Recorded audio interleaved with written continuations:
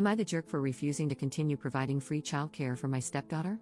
Posted by you/payingcomfortable8891. I participated in a work program with the local clerk of court's office when I was in high school. They hired me after I graduated, and I reached 30 years of service before I turned 50. With 30 years of service, you can receive your full pension at any age. I worked until my first grandchild was born, then retired to be grandma daycare. I have 5 grandchildren, an 8-year-old boy from my stepson, a 7-year-old boy from my son, a 5-year-old girl, and an 18-month-old boy from my daughter. I babysat all of them without issues or complaints.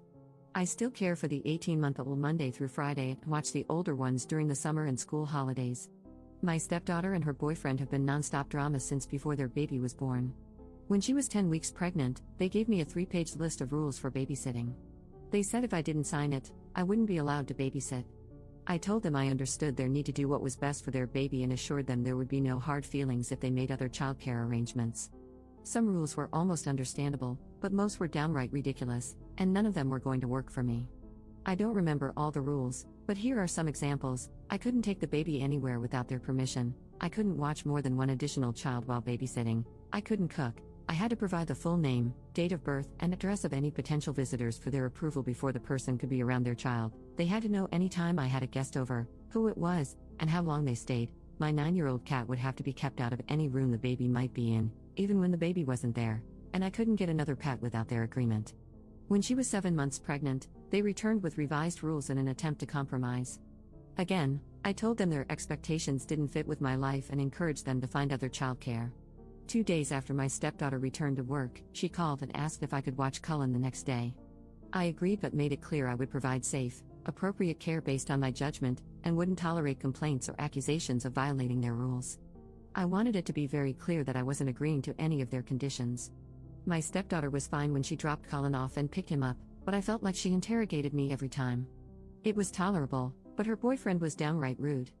By Sunday, I would dread the start of the week because of their behavior, especially his. At minimum, he would pick Cullen up, make a big deal about partially undressing him, and make at least one snide comment about my cat, having another grandchild over, cooking, or something else. Then he'd say something like, "I guess we don't have any choice but to put up with this for now," or, "I guess you're happy you won." This went on for 4 months. I spoke to my stepdaughter several times and told her that, clearly, they were unhappy with how I cared for Cullen. I suggested they find alternative childcare and said her boyfriend needed to tone down his behavior. Things would improve for a day or two, but then he'd start again. It all came to a head as Thanksgiving approached. He was very vocal about not wanting me to keep all my grandchildren over the break. I made it clear there would be a couple of days when I'd have all of them and told them to make other arrangements if they had a problem. They didn't make other arrangements, and when he picked Cullen up on the first day I had all my grandkids, he was very rude. Although nothing went wrong, everyone was happy, clean, fed, and had a great day. He told Cullen he was sorry they had no choice but to leave him in an unsafe situation where he'd be neglected. I called my stepdaughter that night, told her what he'd said, and informed her they had 2 weeks to make other arrangements. I also said she needed to handle drop-offs and pick-ups, as I would refuse to babysit if her boyfriend came to drop off or pick up Cullen. Things improved when I only dealt with her. At some point, she asked if I'd watch Cullen until January because they'd found a new childcare provider who couldn't start until then. I agreed, and everything was fine while she handled the drop-offs and pickups. On New Year's Day, several people sent me a screenshot of a post her boyfriend made on social media, saying how thankful he was that they finally didn't have to worry about Cullen's safety or neglect anymore.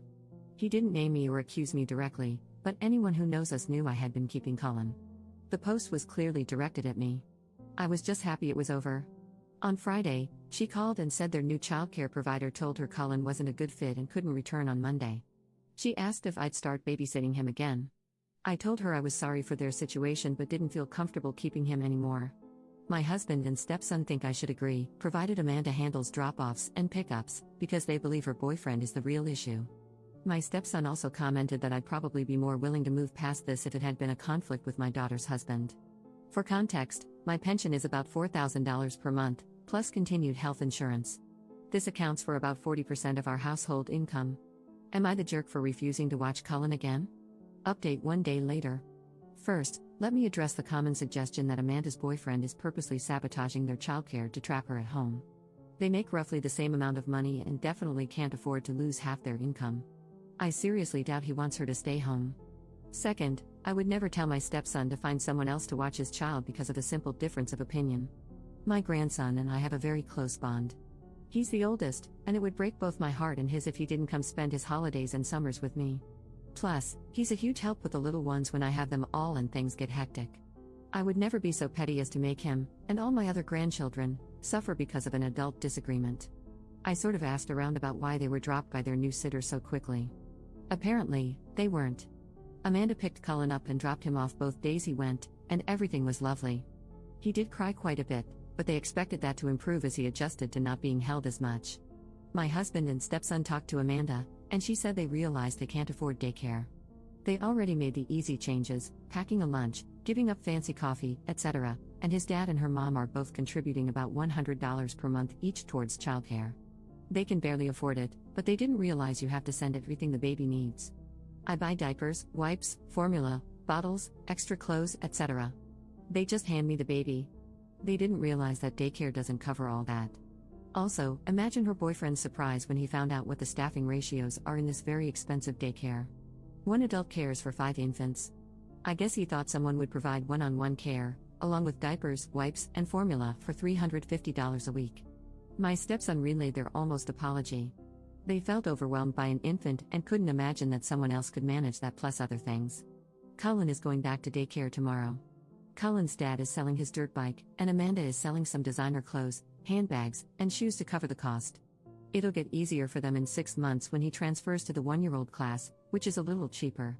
Commenter: I'm so glad Op isn't backing down on this. I cannot believe she is providing everything for all the grandkids as well. Lesson well learned for the stepdaughter and her clueless boyfriend. People seldom appreciate what they receive for free.